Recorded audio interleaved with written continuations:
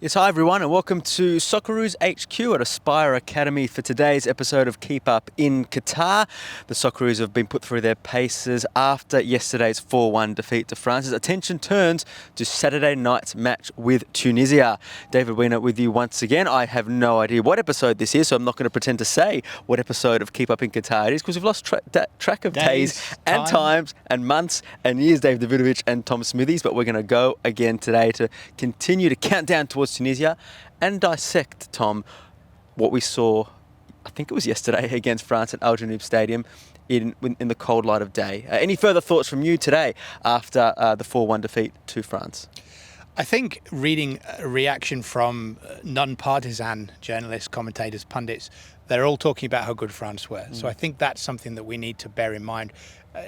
Managers and coaches always say you don't get a sense of a tournament really until a few games have been played. You know, the first game, there can be nerves, there can be all sorts of things involved. Let's see how France go against Denmark. Let's see how France go against Tunisia. Let's see how far France goes through the tournament. You know, turn it around. France were deeply unimpressive, people said after the first game last time, and they won the thing. So I think we need to allow these storylines to unfold. But I do think that we need to appreciate what a good team France were. Yeah, and there was an exceptional amount of interest, Dave, in France last night. We spoke a lot in yesterday's podcast from an Australian point of view, but there was a big foreign press contingent there. Eyes of the world were on this side, and that's a little bit of context for us to consider too, is at the end of the day we're playing against a side with, you know, a potential future Ballon d'Or win in it as well. Yeah, it's no surprise. I mean, all of the players in the starting 11 and most of the subs play in the big five leagues for, you know, some of the biggest clubs in the world. So to Tom's point, you know, Kylian Mbappe in particular was absolutely extraordinary last night. He looks like he's ready to absolutely tear this World Cup apart. He would have given anyone problems, you know, based on last night's form. I think we discussed yesterday, I think he's relishing being the main man in attack with Karim Benzema out. Main man in the French team with Kante and Pogba out also. But in saying that, the Socceroos still have to reflect, and I still think there are a lot of lessons that the Socceroos can take from that game going into Tunisia. And one of the things that we've heard from quite a few players was they admitted that they did retreat too early, too quickly, too deep. So that's the analysis that they'll be going through over the next couple of days. Obviously, the Tunisia game is completely different, but they did drop off. They went too deep. So I suspect it's part psychological and part tactical. But yeah, it'll be really instructive to see what the first 11 is against Tunisia. From what little I've heard this morning or today, the players have sort of woken up with a bit of a right. Okay, so that's reality. You know, we've had the nice dream, we've had the week of we can shock the world and all those fine statements, and they believed them and they worked hard for them. But I think they've woken up and gone, wow, that's world class football, right? Okay, now what do we do? And the start attested to the big dream, but then reality set in. And we said, like, it could be anything. There could be a boil over, or, you know, we could get walloped, and you kind of had the best of both worlds, because Craig Goodwin puts the Socceroos up and you're thinking, oh my God, an upset's on the cards here. Mitchy Duke fires one from 30 yards. I mean, if that goes into the top corner. I love how excited you get every time you talk about this. How excited we got in the moment. We should have been in our best behaviour. Just imagine Mitch Duke put one in the top corner that puts the Socceroos up 2-0. I mean, it just would have gone absolutely gangbusters on social media, on soccer Twitter. But the game would have clearly finished differently. Whether they would have been able to hold on, who knows. But yeah, they had them on the ropes early on, but I do think they almost scored too early. They didn't know what to do with the lead. They didn't know how to behave. I don't think they expected to go up so soon. It's the one game scenario they probably hadn't practiced. So if we build on that a little bit, and that's actually, if you listen to the Players Pod on the KEEPUP Audio Network, that's what Mark Milligan actually said to Robbie Cornthwaite, that if there is such a thing as scoring too early, and we enjoyed it when it happened, but that's what happens there. Jackson Irvine spoke today with a bit more time to think about and reflect on that defeat, and he echoed some of the language we heard last night. We stopped playing for some reason. Harry Suter said we overthought it, and Moy said, I want to pick apart what you're saying about the tactical aspect of it, Dave, because what he was saying today was they got sucked into the caginess that France do. They make you think you've got more time. They make you think you're under control, and then boom, boom, boom. We hinted at it last night. Jackson admitted that today, that they fell into a trap. So a combination of France's smarts and also Australia probably not having the savvy to game manage that lead. What do you make of that? Yeah, Kai Rolls echoed similar sentiments. He said they lull you into a false sense of security. So, but when you talk about the trap, I mean, it was literally a trap that led to one of France's goals when Matty Ryan played it out to Jackson Irvine, then to Atkinson out at right back. It was a sloppy first touch. Then he didn't protect the ball well enough. He needed to shield the ball a lot better. It was Rabiot who picked his pocket. They go in, bang, goal, Mbappe flick, and they're back in the game. So they're those little moments that matter. There's a technical element to it as well with the touch, but also the tactical side of it. When Ryan played that out, I remember thinking, gee, it's pretty tight there. But they were playing the ball out from the back. Usually they would play it out to a player that had a little bit more space. So good to see our players trying to play and trying to be comfortable on the ball and all that. But against a team like France, you just get ruthlessly exposed. In conversations today, since the game has happened, there's that balance between were we pushed back and it just happened organically, or did the Socceroos make that decision to start to retreat?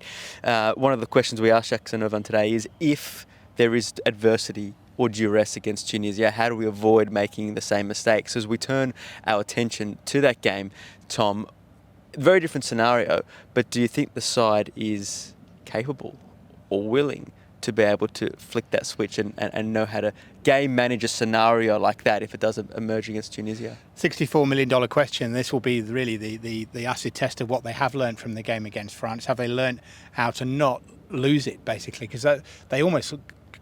it was almost a catastrophe when the first goal went in, the second goal went in as a result of mistake, and suddenly heads were all over the place, and they were lucky to go in only 2-1 down. And that's the point where you need, ideally after the first goal, to sort of kill the contest, keep control of it. And having watched Tunisia, having been to Tunisian training today and spoken to journalists and spoken to a couple of players, they will go for Australia from the beginning. They are going to be driven on by this enthusiastic crowd. And the players are saying that the fans will be just as noisy, if not noisier. There's 40,000 of them live in Doha, so it's no wonder it feels like a home game. They are going to bombard Australia, so they have to kill the game, they have to kill that tempo, control things. And then there are definite weaknesses to exploit there, but they've got to avoid that being swept away in that initial torrent. You have any thoughts on that, Dave? Yeah, the crowd's a big one. I mean, I was at the Morocco-Croatia game today. Croatia obviously making the final at the last World Cup, and you could see they weren't themselves. They were, they were knocking the ball around, and the Moroccan fans were whistling. Very similar between the Moroccan and the Tunisian fans. They really, get engaged and will their players on and get stuck into the opposition. So I think that will be a factor. Perhaps it'll be a factor for Arnie in terms of his selection decision making. But I was impressed by Tunisia against Denmark. I think again that crowd element probably. I mean, you were at the game, Tom, but I suspect it did play a part in terms of Denmark. Not necessarily being overawed, but maybe not being as offensive as they may have been otherwise. But just looking at it purely from a football point of view, I was really impressed with Tunisia. It's going to be a tough game. By the way, Tunisia and Morocco fans, I reckon, in the streets have been the two MVPs so far, adding great colour and atmosphere to the World Cup. Before we touch on your experiences today, Tom, just one more question to you, Dave, about in that period we've heard Jackson Irvine speak about it, we've heard all the players speak about it. If the Socceroos, in our guys' opinion, could have done one thing differently, as we went from the 25th minute into that 27th minute where everything changed, what do you think it could have been? Is it that they were too deep? Was it the combination of being too deep and not pressing the ball when it was crossed in? Was it a combination of not being able to, hit Leckie and hit Goodwin for them to stretch France out? Can we put our finger on it? We've spoken about it a fair bit in terms of what is that lesson? And the players are saying, we've learnt a lot. What is that lesson that if we could have rewritten those 5 minutes again, that we would love the Socceroos to have done? Jackson Irvine did not hit the post for score. Now that was Duke putting it in the top corner. His voice is going up again. in the controllables, what the side could have done. Yeah, it's tough question. That alone, could warrant a podcast in itself. But lucky we're here. not retreating. Mitch Duke, when we had the defensive corner, rather than having all 10 outfield players back, keep Mitch Duke up there, because one of the balls came out, and if he was there to pressure to the defence, it doesn't come in as quickly. Probably Goodwin and Leckie a little bit further forward. Again, that's a tough one because they played a really important role defensively coming back in and supporting the fullbacks. But it goes back to the selection decision, the first 11 selection. And I think on reflection, Nathaniel Atkinson probably shouldn't have started that game. I think all things being equal, he's probably the best right back selection, the number one starter. However, the France game was very different, very unique. You're coming up against the best attacker, certainly young attacker in world football. I think they needed to go with a more defensive minded player in a Tommy Deng, potentially Fran Karacic, and I think that knock-on effect was one of the reasons we retreated.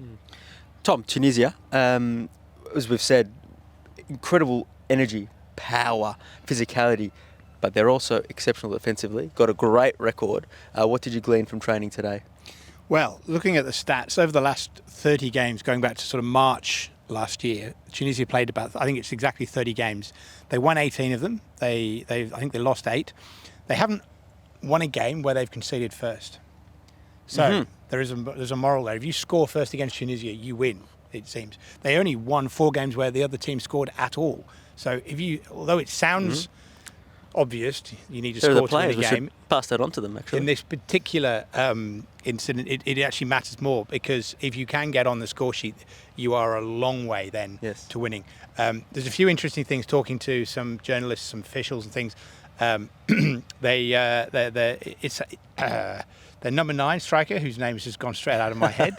The importance of physicality across the pitch. So their central midfielders, their central strikers are going to be really tough to knock off the ball. So this goes to selection issues. Do you then look at someone like Bailey Wright, who's a really tough defender, because you cannot allow any of the forwards to get on the ball and hold the ball up and let Tunisia move forward. And you've got to win those midfield battles. So do you look at Cam Devlin or Keanu Bacchus to come in, a bit more bite up the tackle count and allow Aaron Moy to go forward? That's an interesting question because Hrustic trained today. The 11 that started yesterday were on the bikes that we watched. The other players were involved. Hrustic was involved, and the assumption is that he would get involved in this game. You've raised a really interesting point. Does that mean one of Irvine or Moy misses out?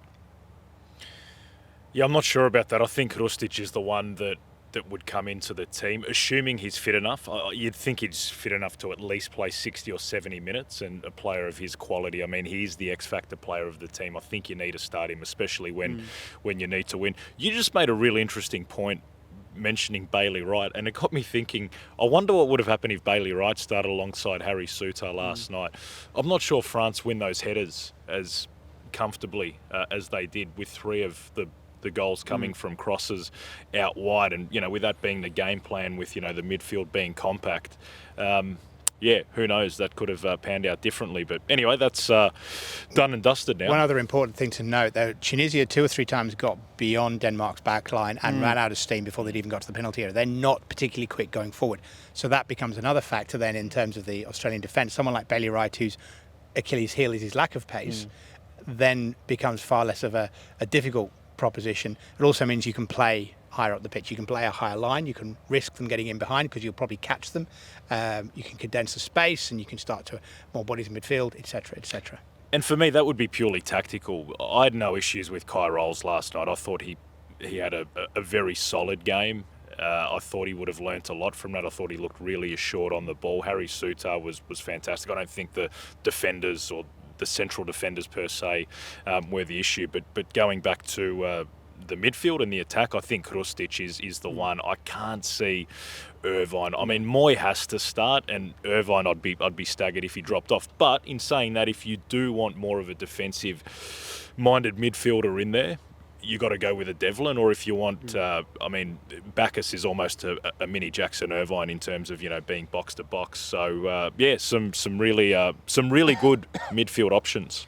Thoughts on we've spoken a little bit about the crowd, but since today as well that everyone involved alluded how much a role that's going to play on Saturday evening. What was the most interesting thing about being out at Tunisia training today? Because a couple of the journalists, what did they think about what they're going to come up against in terms of Australia? One of them was harking back to 2005 to the Confederations Cup You're talking about the generation of of Viduka and Kiel, as he put it. Frank Farina was still in charge. Indeed, versus the generation of Tunisian players who won silverware. They look back on very fondly. So his point was, we sort of don't know what's going to happen because these two teams haven't played each other for so long. Even though Australia effectively got flattened in the first game and Tunisia got a draw, in their view, they're marginal favourites because of that, and also because of the fact they have a point on the board. So they have another chance. But equally, as one of them pointed out, that means Australia have to be desperate, because if Australia lose this game, they're, to all intents and purposes, they're out. So they were being very cautious. There was no triumphalism, no sort of like, we're going to win this. It was, we don't want to call this. Physicality. I think this is going to be a theme that we'll touch on briefly now, because I think it's going to be a big theme over the next couple of days. There's a broader issue. You touched on it yesterday, Dave, about Australian football used to have an advantage in terms of the physicality, and in a sense now, technically, we're not up with the world, but also physically we don't have the same attributes. If we're short an inch in terms of physical application on Saturday night, I think you can kiss this one goodbye. Yeah, and I mean, by physical deficiencies, I'm not talking about them not working as hard as the other teams or not being as fit as the other teams. I mean, this goes back to a player's upbringing. I mean, this is stuff that starts at the age of 8, 9, 10, 11, 12, a lot sooner. And then obviously in the teenage years, with the lack of match minutes and whatnot, we could do a real deep dive in this area, but we saw Harry Kewell in the media centre today. I mean, that generation of players are really interesting. Most of them used to play other sports. Harry played rugby league for a couple of years, and he talks about how that influenced him positively. I know some of the other Melbourne guys played some Aussie rules. If it wasn't for a club, it would be at school. I'm not sure the modern day players play as many other sports, so that is definitely a factor. But I think it's also just the philosophy, which over the last 15 or 20 years has really transitioned into that real technical, tactical focus, which is fine, and it was important, but I think it has been at the expense of the physical production. I think we saw some of the issues against France last night. Yes, France are extraordinary technically, but physically they are also superior. Something Graham Cole said as well. He said they're 6'4", strong, and they have my speed. So I know I've got a bit of work to do. Plenty more to come on that over the next couple of days, and so we'll move on, because you've been out and about today, Dave, as well. You saw Croatia, your beloved Croatia side, against Morocco, but it was a deadlock. Yeah, underwhelming start for Croatia as the defending champions. They went into that game hoping and expecting. I see Tom smirking. I can see a gag coming any moment now. I don't need one. Very good. They would have gone into that game hoping and expecting 3 points, but by the end of it, with about 10 minutes to go, Ivan Perisic, the Spurs winger, was telling the keeper Livakovic just slow it down. They were happy with the point, because Morocco, They're a good side. Yeah, very good. And as I alluded to earlier, they had the fans behind them. It was a really intimidating atmosphere. So it's an interesting one. It really opens up the group. You got Belgium and Canada in there. Belgium's obviously going to be a really tough game, but Canada, I'm really interested to see how they come out in this World Cup. I think they could be, I don't know if they get out of the group, but I think they'll pose teams some real problems. Yeah, right. So that everyone listening, that the podcast getting recorded before that game, 10 p.m. here, 6 a.m. in Australia. And Canada's lost 4-0. Well played. Now, it's been an interesting tournament for Asian football, Tom. Obviously, we spoke yesterday about the against goals, column that's tallying up, but what an exceptional win for Japan today against Germany, coming from a goal down as well. On the back of, as we've said, one of the great World Cup upsets of all time, the Argentinians lost to Saudi Arabia. It's kind of bewildering. There's no sort of rhyme or reason to it. Japan always been a very strong team. Saudi Arabia recently a very strong team. But Australia would say they were a strong team in Asia. They came up against France. I would point out Germany are not in the same league as France.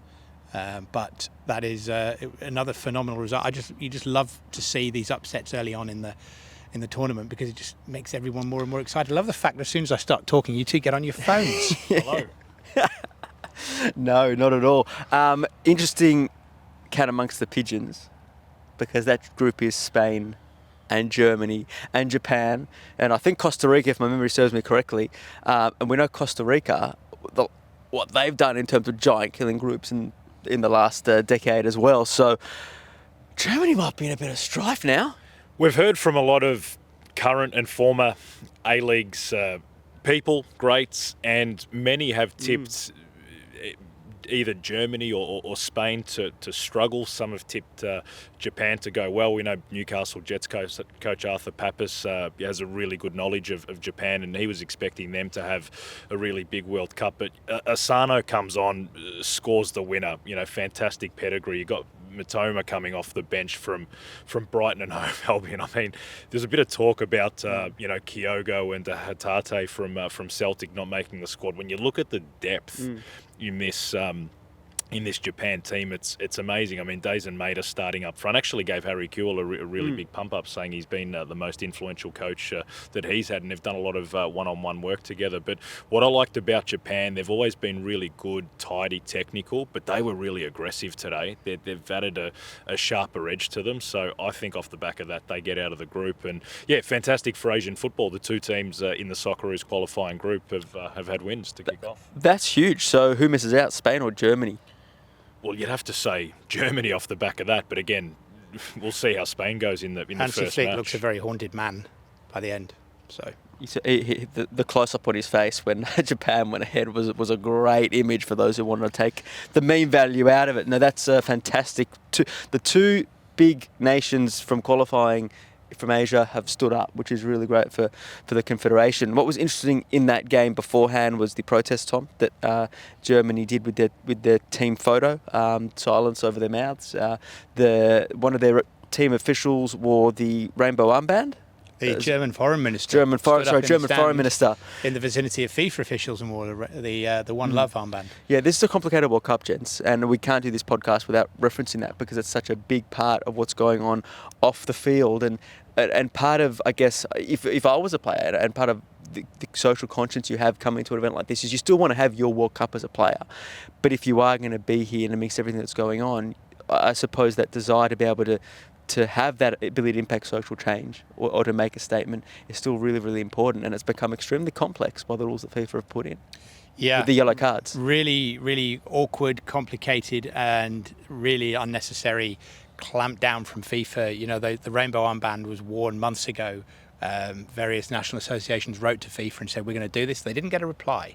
And now at the 11th hour to be told, if you wear it, your play will be booked. We've seen incidents of Welsh officials having rainbow hats removed. We've had an American journalist actually get arrested for a few minutes until I think they realised what a catastrophe it would be from a PR point of view if they went through with it. It doesn't sit well. We haven't yet heard stories of people being arrested in the streets, but a lot of the promises that were made about everyone is welcome just sound a little bit hollow. Indeed, and Jackson Irvine, who is such a leader in the Australian camp for talking about these issues. Again, he was up today and asked several questions about it. And what he was really strong on was how proud he was that the side took their stand early and made it very clear how they felt, because you know what, this was always going to get complicated and muddled, and Australia's statement is clear, whereas the other nations that wanted to come and do things have now had interference, now had yellow cards threatened if they were to wear those armbands. I don't know whether he was intimating that they hadn't gone the whole distance by being early, but certainly the Socceroos are proud that they took their stance and they've come here and everyone knows what their position on this is. Yeah, good on Jackson Irvine for addressing it. A lot of the Socceroos players have been asked about it over the last 7 or 8 days, and most of them said, look, we've made our statement, but we want to focus on the football now. But Jackson Irvine, who was one of the main leaders in terms of the planning and execution of that video, he was really strong. So good on him, good on the Socceroos, and it's FIFA's. I mean, we mentioned it the other day. They're not having an amazing tournament, are they? And it's become an even bigger talking point as a consequence, which is obviously the contrast of what they've wanted. But you've seen commentators, wearing the rainbow armbands. You've had, I think, Roy Keane and many others go really hard in the TV commentary. So I've got no doubt this will continue to be a talking point for the rest of the tournament. A very complicated World Cup, and another thing Jackson said, just to actually show how intelligent, erudite and thoughtful he is, he was asked about, obviously the Socceroos are commenting on issues here in Qatar. What are we going to do after the tournament ends? And he was very strong on that advocacy, bringing that back to Australia as well, in terms of Indigenous rights and that kind of thing, that the Socceroos will not shy away from continuing to be part of trying to improve society. A very interesting question asked of the FA chairman and chief executive in a brief press conference I was in at lunchtime today after the Football Australia's AGM. Hold on, I'm falling asleep. But there was a really interesting question asked about what happens to the World Cup next year. Do the Socceroos and the Matildas put out an equivalent statement relating to issues in terms of Indigenous Australians, human rights, etc. in Australia? And they said it would be an ongoing conversation. This is James Johnson, the FA Chief Executive, talking. They'll continue to work with the PFA, and yes, it's very much a live conversation, which was an encouraging answer, because that's another big opportunity and another big platform for athletes to make an important stand. Well, it is. When you look at the Sydney Olympics, there were some statements made, and I think that was somewhat of a turning point, particularly for Australia's First Nations people. And when you look at the fact that there is a strong Indigenous presence in the Matildas camp, there is a big opportunity there for them. I don't think it'll be the last time we speak about this throughout the tournament, and it puts the players as well in a awkward situation. I think Virgil van Dijk had to come out and say, well, I can't go into a game with a yellow card. And they're put into sort of uncompromised situations as well. So anyway, we'll see how that plays out. Tom, Dave, I can't believe I'm saying this. I'm a little bit chilly, so I think we're going to wrap up out There's here. just one more thing we need to mention. Yes. Dave, you mentioned the word boil over. Now, at the risk of an awkward segue, Martin Boyle. Yes. Is out for a year with an ACL injury. I think we need to acknowledge really, really bad news. It would appear that he came here with the injury, and it's taken a while to diagnose it. Had the surgery in Qatar, which is going to make for an uncomfortable trip home, and he's got months of rehab.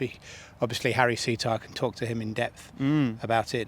But really, really bad news, and I guess we have to send our best wishes to a very likeable guy who's done a lot of the good things in a short space of time for Australian football, and has twice now suffered significant injury because of it. And indeed, hopefully he can get back on the park so he doesn't miss a third major tournament for the Socceroos, because that year would place him racing the clock to be fit for the Asian Cup, which will be at the start of 2024. Not officially confirmed, but anticipated to be in January 2024.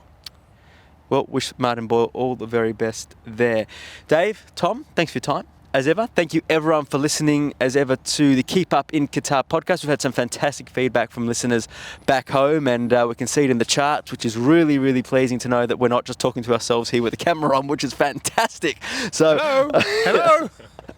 Until the next episode of Keep Up in Qatar, enjoy your football and enjoy the World Cup.